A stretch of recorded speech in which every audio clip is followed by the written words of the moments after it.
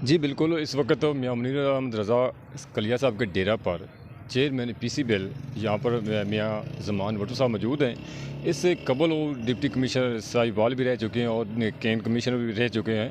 आज यहाँ पर तो खुसूसी मियां मुनीर अहमद रज़ा साहब की दावत पर तशरीफ़ लाए, उनसे जानते हैं कि इस हवाले से क्या कहेंगे। जी मियाँ साहब, क्या फरमाएँगे आप? उहदा बड़ा है आपके पास माशाल्लाह। तो जी बहुत शुक्रिया मियाँ साहब, आपने हौसला अफजाई की, आप तशरीफ़ लाए। मेरी गो के अभी पोस्टिंग नहीं है केंट कमिश्नर के तौर पे, लेकिन हमारे बहुत से ज़िम्मेदार दोस्त जो हैं वो जो केंट सेक्टर है उसमें जो रिफॉर्म्स हुई हैं गवर्नमेंट की तरफ से, उनके बारे में बड़े मुतजस्सिस रहते हैं। तो बेसिकली गवर्नमेंट ने जो शुगर फैक्ट्रीज़ कंट्रोल एक्ट था उसमें बड़ी बुनियादी तब्दीलियाँ करवाई, जिससे अब मेरे ख़्याल में कोई भी एडमिनिस्ट्रेशन हो या कोई भी हुकूमत हो, उनके लिए किसानों के हकूक़ का तहफ़्फ़ुज़ करना बड़ा आसान होगा। पहले जो इसमें जो इल्स थी इस सेक्टर में, उनमें ये था कि जो सीपीआर थे उनके इजरा में बहुत सारी मेल प्रैक्टिसेस होती थी। पेमेंट्स जो हैं वो कैश पेमेंट्स होती थी, अकाउंट्स में नहीं जाती थी। तो होता ये था कि शुगर मिल्स ख़ास तौर पे उन सालों में जब गन्ना ज़्यादा होता था तो उसमें डिडक्शंस करती थी वेट में से भी, और पेमेंट करते हुए उसकी पेमेंट में से भी उनकी डिडक्शंस होती थी। तो गवर्नमेंट ने इसमें बड़ी दूर रास्त तब्दीलियाँ की हैं, जिनके तहत अब किसान के अकाउंट में पैसे जाते हैं और शुगर मिल पे ये लाजिम है कि वो सीपीआर जारी करे। सही।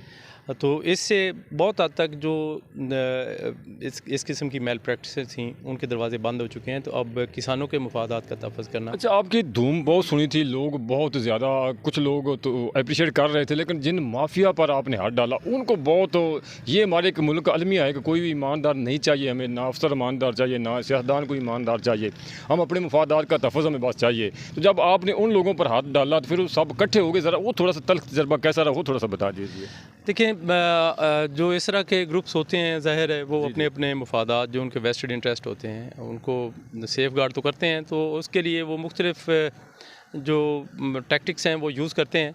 लेकिन अल्हम्दुलिल्लाह गवर्नमेंट ने मेरी हमेशा उसमें सपोर्ट की है। दो गवर्नमेंट्स रही हैं, दोनों गवर्नमेंट्स ने बिला तखसीस जो है किसानों के मफादात के तहफ़्फ़ुज़ में मुझे बड़ा सपोर्ट किया है। आप कोई परफेक्ट फिगर या अंदाजे के मुताबिक बता सकते कितना पैसा आपने उन लोगों से वसूल किया और जो खजाने में जमा कराया या मुतलका लोगों तक पहुँचा? मैंने जब चार्ज लिया था तो उस वक्त 8-9 अरब रुपया जो है ना वो पेंडिंग था, जिसको प्रायोरिटी पे मैंने पे करवाया। उसके अलावा मुख्तलिफ जो ब्रदर शुगर मिल है, इसके कोई 84 करोड़ रुपए जो है वाजबात बकाया थे, उनका हमने प्रोसेस कंप्लीट करवा के तो लोगों को जो ब्रदर शुगर मिल है चूनिया वाली, दीपालपुर और इन एरियाज़ में, वो हमने पेमेंट्स करवाई।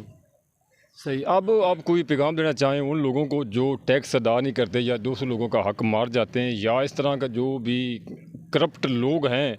अब वैसे तो ओवरऑल तो कहा जाता है जी जी वो जो है ना ऑफिसर्स वो करप्ट होते हैं, लेकिन हम सब करप्ट हैं इल्ला माशाल्लाह। उन लोगों को आप क्या पैगाम देंगे कि भाई अब आप टैक्स देंगे, आप वाजिब जो आपके ज़िम्मा वाजिब अदा रकम अदा करेंगे तो मुल्क आगे बढ़ेगा ना जी।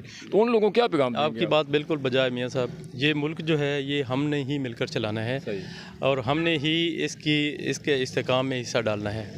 तो अल्लाह ताला ने आपके हिस्से का जो रोज़ी लिखी हुई है वो आप तक पहुँच जानी है। ज़राए का इस्तेमाल जो है वो आप पे डिपेंड करता है। अगर बंदा कनात पसंद है और अल्लाह ताला की ज़ात पे यकीन है तो आपके हिस्से का रिज़्क़ आप तक पहुँच जाना है हलाल ज़रिए से। अच्छा, आपने माफियाज़ पर हाथ डाले, हमें पता है कि वो क्या क्या वो धमकियाँ किस तरह तरीके हैं, क्या क्या वो रवैये इख्तियार कर, लेकिन आप भी अल्हम्दुलिल्लाह भुट्टो फैमिली से रखते थे तो डरने वाले नहीं थे। कोई ऐसा कोई इशारे के नाम थोड़ा सा बता सकते हैं, किसी ने धमकी दी और आपने आगे से जवाब क्या दिया, या आपको उन्होंने थोड़ा सा हिलाने की कोशिश की और आप चट्टान बांध कर डट कर खड़े हो गए, कहें जो करना है कर लो? देखें, इस तरह के जो वेस्टेड इंटरेस्ट होते हैं या ग्रुप्स होते हैं वो अपनी तो कोशिश करते ही हैं। बस अल्लाह ताला की ज़ात पे यकीन था और ख़ास तौर पे मुझे जो सपोर्ट मिली ना जी, जो फार्मिंग कम्युनिटी की थी, सही, उसकी वजह से काफ़ी सारी चीज़ें जो है ना वो स्ट्रीमलाइन हो गई थी। तो कोई इस तरह की कोशिश या अटैम्प्ट जो थी वो फिर मैच्योर नहीं हो सकी इनकी। अच्छा, आखिरी सवाल, अगर दोबारा आपको मौका मिले उसी सीट पर जाने का तो फिर तजर्बा भी आपका ज़्यादा हो गया, तो फिर आप क्या? आपकी दुआओं से जब मेरी प्रमोशन अल्हम्दुलिल्लाह हो चुकी है तो अब दुआ करें दुआ करें किसी अच्छी पोजीशन पे अल्लाह ताला मुझे लोगों की खिदमत करने का मौका दे। चलें जी, आपने मियाँ साहब की खरी खरी बातें सुनी तो उन्होंने कहा कि दुआ करेंगे अल्लाह मुझे अच्छी प्रमोशन पर। ये हम सब का मुल्क है, हम सब के इसमें अपना किरदार अदा करना, तब जाकर हम आगे तरक्की करेंगे जी।